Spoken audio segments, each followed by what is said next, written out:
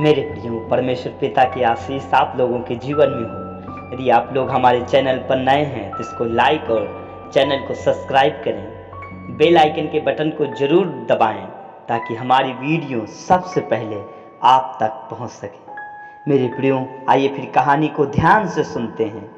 मूसा मिस्र से भाग जाता है। इस आदमी को देखिए, लगता है वह कहीं से भाग रहा है। आखिर वह कौन है? वह मूसा है जो अब बड़ा हो गया है। वह मिस्र से भागा जा रहा है और देखिए, दो आदमी उसका पीछा कर रहे हैं। वे उसे मार डालना चाहते हैं, लेकिन क्यों? आइए पता करते हैं कि वे उसके पीछे क्यों भाग रहे हैं।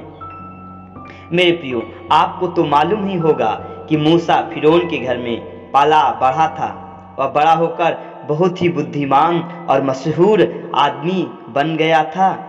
वह जानता था कि उसके असली माँ बाप मिस्री नहीं परंतु इजरायली गुलामी हैं।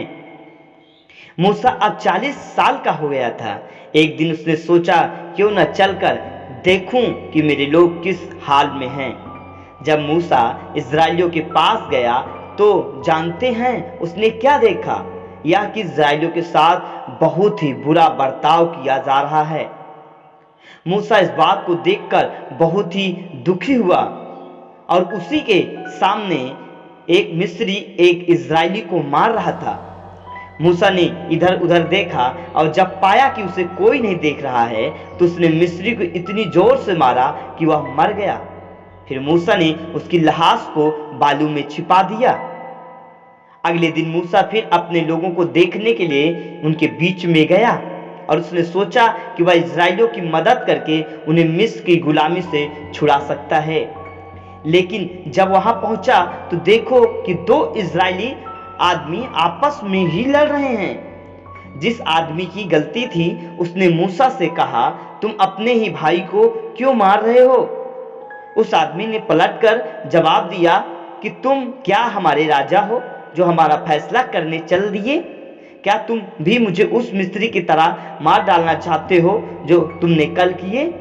यह सुनकर मूसा के होश उड़ गए। वह समझ गया कि लोगों को पता चल गया है, उसने एक मिस्री को मारा है। जब यह खबर फिरौन तक पहुंचेगी तो राजा मुझे मरवा देगा। इसलिए मूसा वहां से भाग जाने चाहता था। तो राजा ने मूसा को मार डालने के लिए उसके पीछे अपने आदमियों को भेजे। इसी वजह से मूसा मिस्र को भाग जाता है।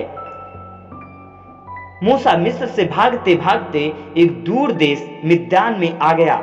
वहां इत्रो के परिवार से मिला और वहां पर भेड़ बकरियां चराने लगा।